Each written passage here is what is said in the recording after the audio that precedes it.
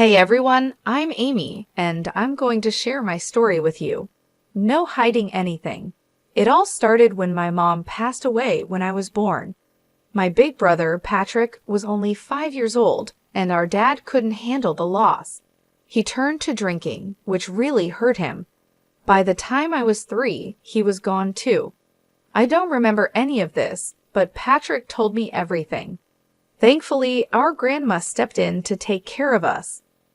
We had enough money because of what Dad left behind, but Grandma's love was what really mattered to us. Patrick went off to college while I was still in middle school. We were so proud of him. Meanwhile, Grandma and I stayed together. She was my support through all the tough times. When I finished high school, it felt like the right time to leave home, even though it was hard to leave Grandma behind. College was a whirlwind of classes and new friends. Then, after I graduated, Grandma passed away. By this point, loss was something we were familiar with. Losing her felt like losing a part of myself, but Patrick and I supported each other. Patrick moved to another city for his job, and I found myself alone in our childhood home. After college, I felt a bit lost, like many people in their 20s, unsure of what to do next. I decided to use my design degree and got a job at a small boutique. At 20, my life didn't have the excitement that others my age seemed to have. No wild parties, no serious relationships, just the routine of work and home, and I was okay with that. But everything changed when I met Henry on a rainy day. A blonde guy with ocean blue eyes came into our boutique, soaking wet and trying to dry off. "Hey, how can I help you?" I asked. "Well, first off, I'm sorry about this wet mess," he said. "Can I get a towel, please?" "Of course, I'll see if I have something in the back to help you dry off," I replied. "Thanks. Actually, I'm here to pick up something for my sister Julie. It's her birthday today. Do you think she likes patterns or something simple yet stunning?" "Definitely patterns. She loves to stand out," I said. "In that case, we have some gorgeous floral prints that I think she'll love," I suggested. It took us nearly 50 minutes to find the perfect dress for Henry's sister. We looked through racks of vibrant patterns and bold styles, sharing our thoughts and laughing along the way. I rang up the purchase at the register, and Henry leaned in a bit, his voice low and a bit nervous. "Hey, Amy, I was wondering if, maybe you'd like to grab a coffee with me sometime." "Oh, sure, I'd love to," I replied. "Great. Can I get your number so we can figure out a time?" "Of course. Here you go," I said as I handed him my number. And that's how I met Henry, who almost became my husband. Going out for coffee with a stranger was probably the boldest thing I had ever done at that point, to be honest. But hey, Henry didn't turn out to be a serial killer, so that's a plus, right? After that first coffee, we started spending more time together. We got to know each other better, and I found out that we had a lot in common. Henry's life story was kind of like mine. He lost his mom when he was young, just like I did. His dad raised him and his sister, Julie, all by himself. Henry's dad was from Switzerland, and his mom was USA. They met, fell in love, and Henry's dad moved from Switzerland to the United States. Henry had a job in the corporate world and was doing well for himself, but what really impressed me was how kind-hearted he was. You could just tell from the way he acted and treated people. Our casual hangouts turned into something more serious. We would spend weekends together, sometimes at my place, just enjoying each other's company. Things were going pretty smoothly between us. Then 2 weekends, my brother Patrick was visiting, and Henry was also around. It felt like the right time, so I officially introduced Henry to Patrick as my boyfriend. "Hey, Henry. Finally, I get to meet the guy who's got my sister head over heels." "Nice to finally put a face to the name, Patrick. How's life treating you?" Henry replied. "Pretty good, man. Running my own little business keeps me busy. It feels like raising a baby sometimes, you know? I'd love to talk more about it, but it's good to know you're here keeping my baby sister company," Patrick said. Oh, come on, Patrick. I'm not a baby anymore. I'm 21, I said, rolling my eyes. All right. This house is really something. Thanks. Dad built it, but we didn't stay here much. We moved in with Grandma when we were kids. Amy filled you in, Patrick asked. Henry nodded, and we all laughed, feeling the warmth of family and the start of something new. I bet she did. Sorry about your loss, man. Thanks, no worries. So, Amy said you're working hard down at the office on the 25th floor? Yeah, just a regular desk job, nothing exciting. Hey, every job has its value.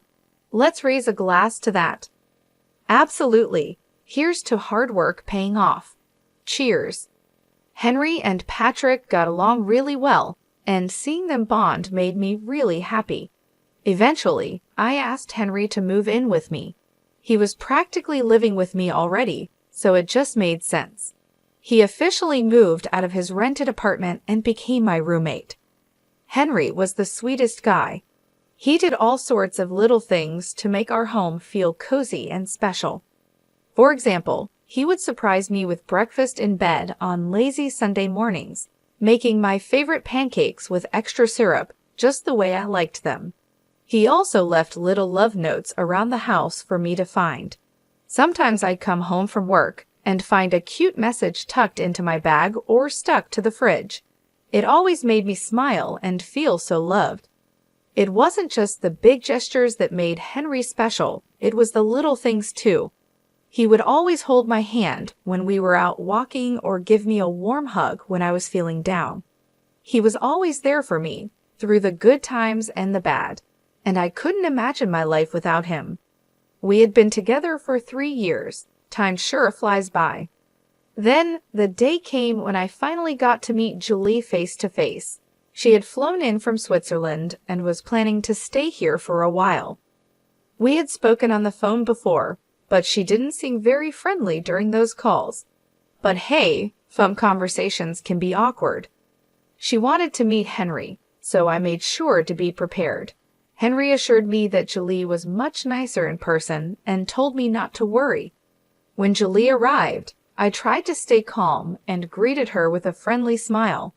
She started speaking to Henry in Romansh, and I must have looked completely lost.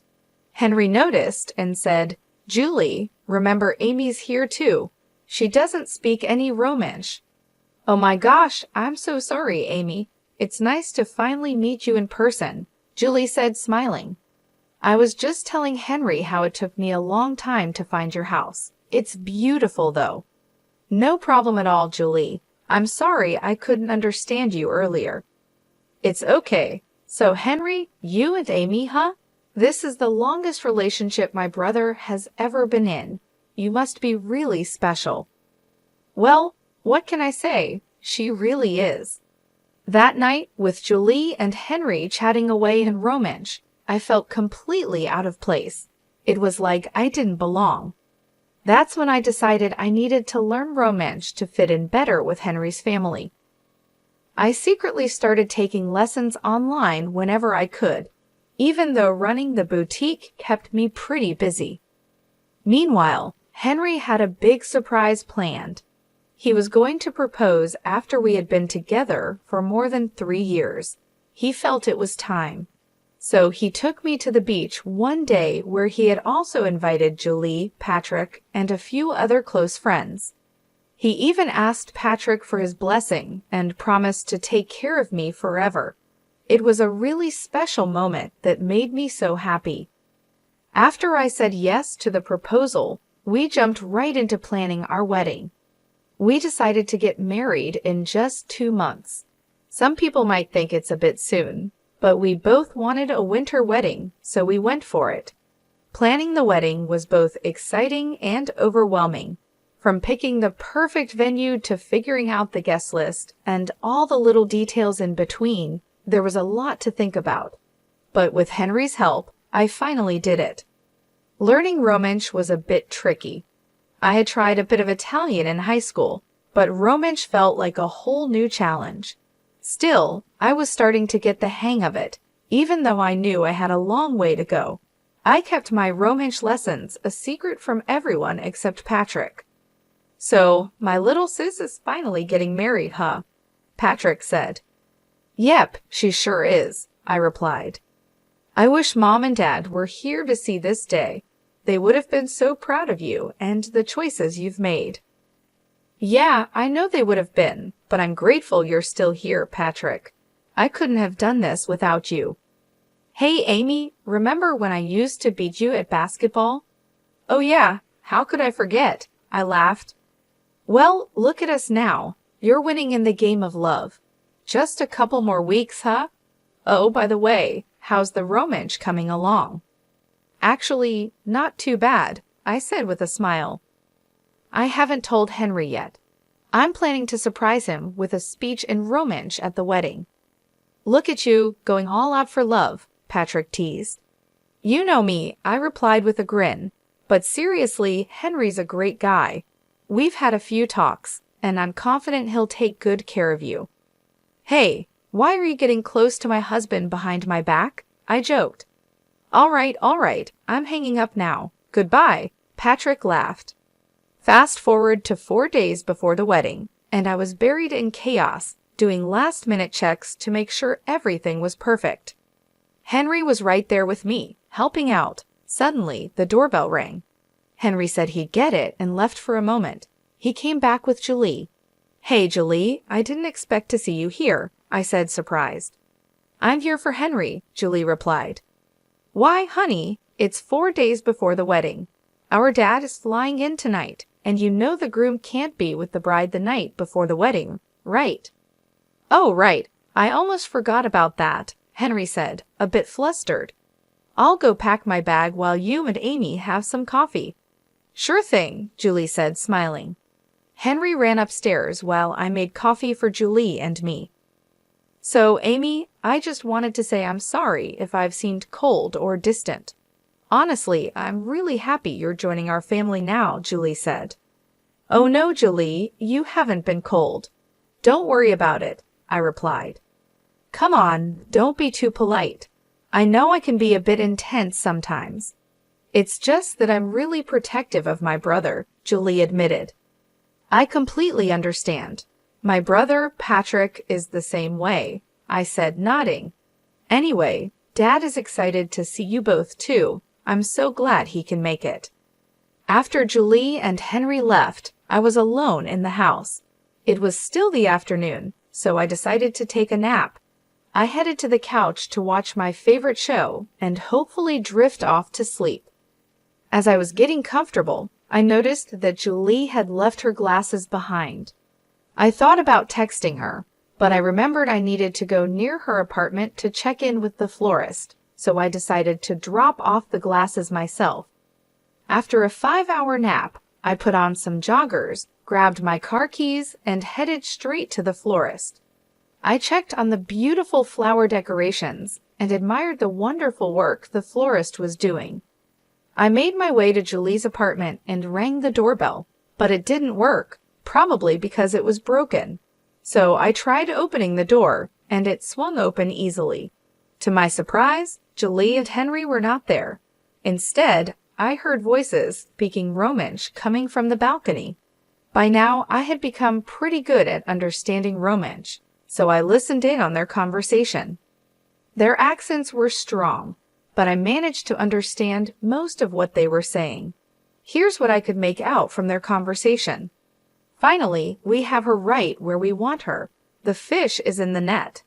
Calling her a fish? That's harsh, Julie. And using her while her brother is supposedly dying is just wrong. Well, it's not certain if her brother is really dying. And even if he is, do you think all that inheritance is too much for a simple girl like Amy? She has her dad's house, her grandma's house, and her brother's business. She's not capable of running a business with half a brain. That's where I come in. You know, I always wondered why you liked her. She's just a sad, lonely orphan with a boring life. But now I see your plan. We could do great things with all that money. And remember, divorce is always an option. I had doubts about the situation, But when her brother called me to talk about his kidney issues, I became more convinced than ever. You're quite the cunning one, aren't you? Listen, Julie, this money could be a game changer for us. Our dead-end corporate jobs won't get us anywhere, but this inheritance could be our ticket to something big. I promise I'll support you if things work out the way I hope. Well, I'm not complaining anymore, Julie replied. Suddenly, Julie turned and walked into the room, her face changing to one of surprise when she saw me. Oh my goodness, what are you doing here, Amy? We didn't expect to see you. Henry, come inside. Amy's here to see you, she said, trying to sound cheerful. Henry walked in and shared a quick look with Julie before starting his act. Amy, how long have you been here? He asked, trying to sound casual. I just got here, but I really need to go. I just came to drop off your glasses, Julie, I said, feeling my heart racing. I handed Julie her glasses, but she could feel my hand shaking. She looked at me with concern. Hey, why do you look so pale? Is everything okay? You seem like you're about to cry, she asked. Well, the florist messed up one of the arrangements, and I think I should go back and make sure it's being fixed properly, I said, trying to find an excuse. Oh, do you want me to come with you? She offered. No, your dad's coming tonight. You should stay home and help your sister Julie with dinner or something. Are you sure? Yeah, I'm sure. Okay, bye. Drive safe, Henry said. Leaving Julie's apartment building, my eyes were filled with tears. I didn't try to hide them as I walked past curious strangers on the street. All I could think about was what I had just overheard. The words kept echoing in my mind. How could Henry, the man I loved, talk about me in such a cruel way? And my brother's health, what about that? It was too much to handle. When I reached my car, the tears flowed freely. Sitting in the driver's seat, I buried my face in my hands, unable to stop crying. Even though I had a strong urge to confront Henry and Julie right then and there, I knew there was something I needed to do first. See Patrick.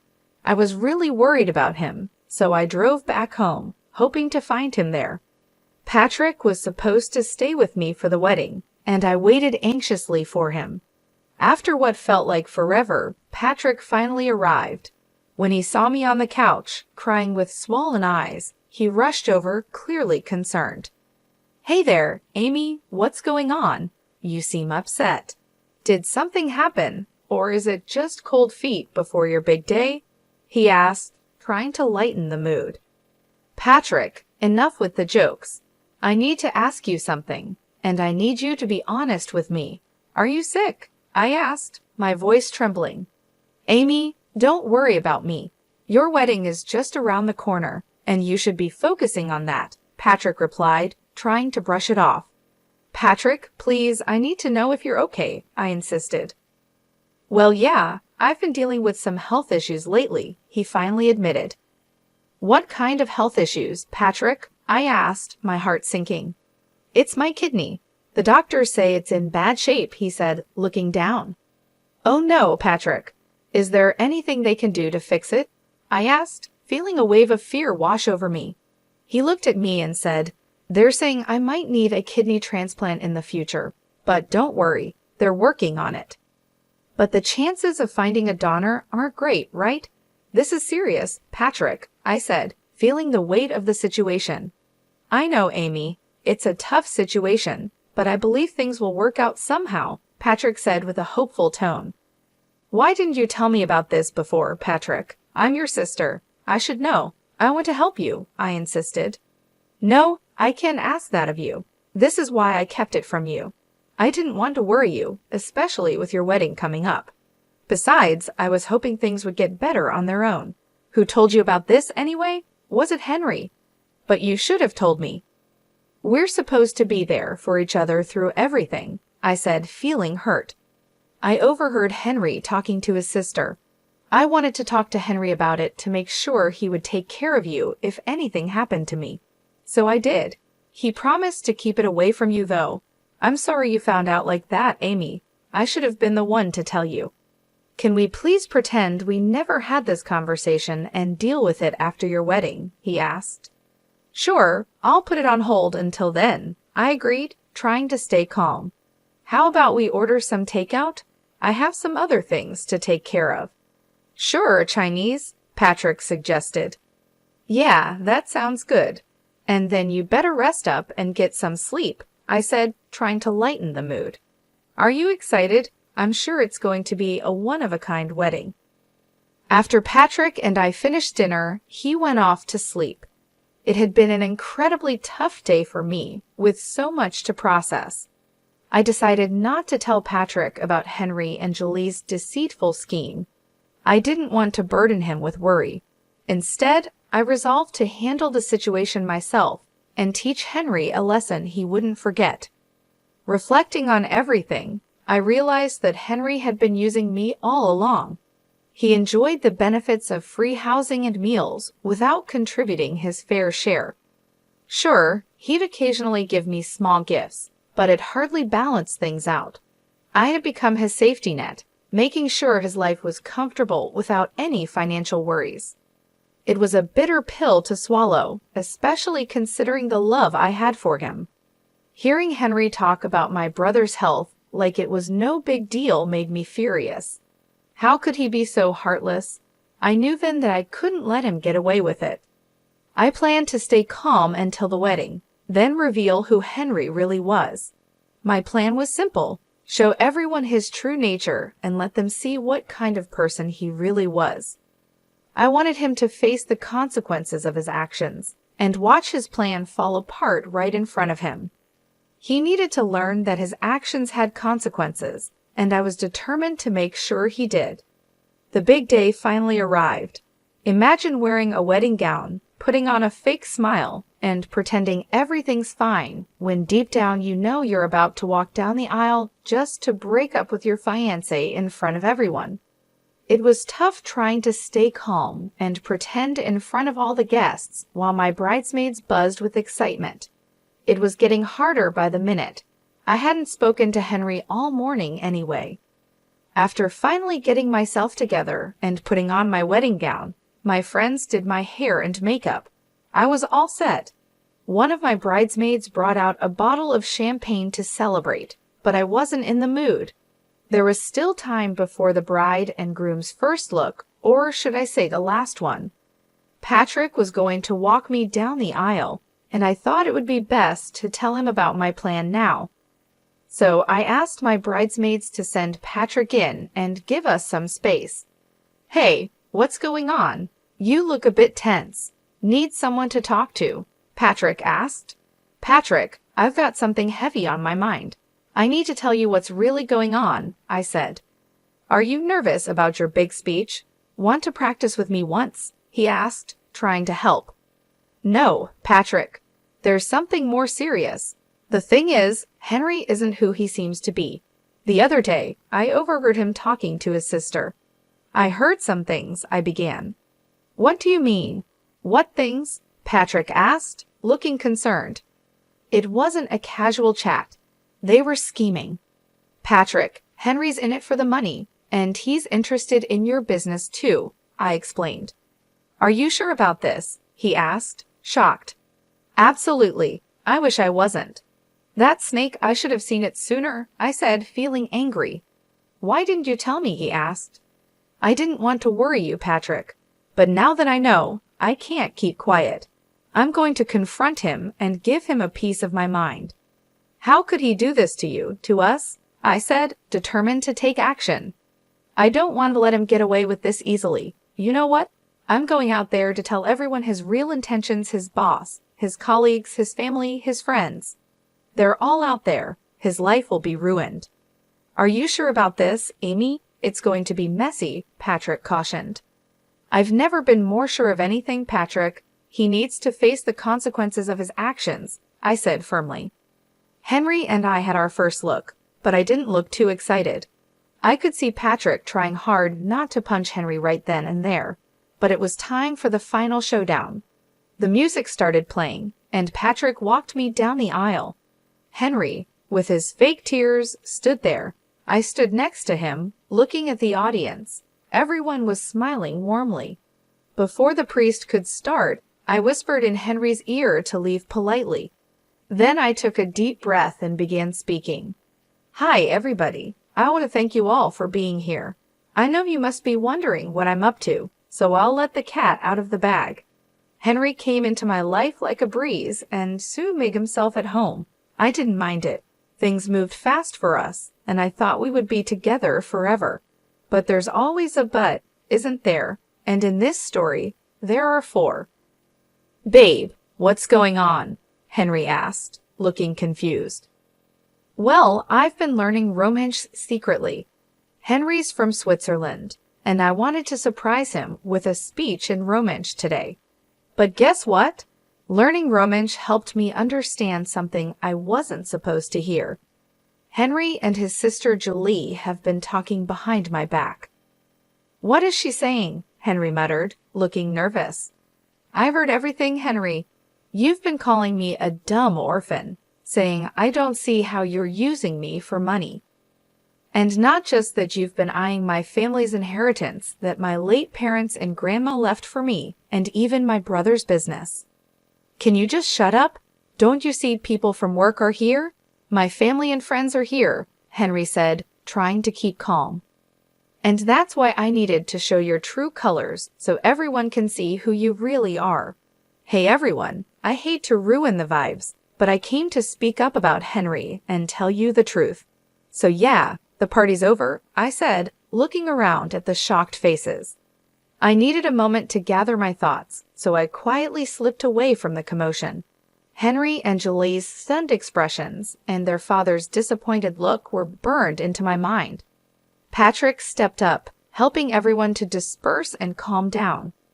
After shedding tears alone in my bridal suite for what felt like forever, a gentle knock interrupted my solitude.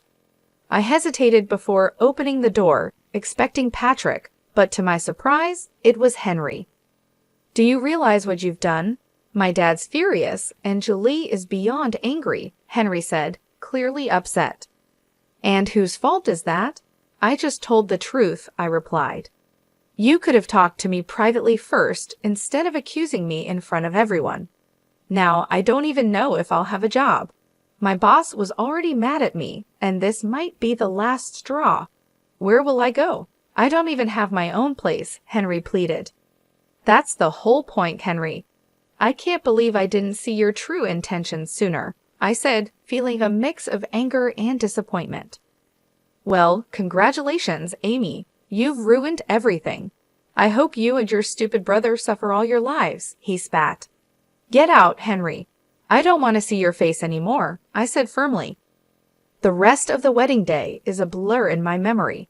After finishing another bottle of wine and waiting for Patrick to see off the guests and clean up my mess, he finally drove me home.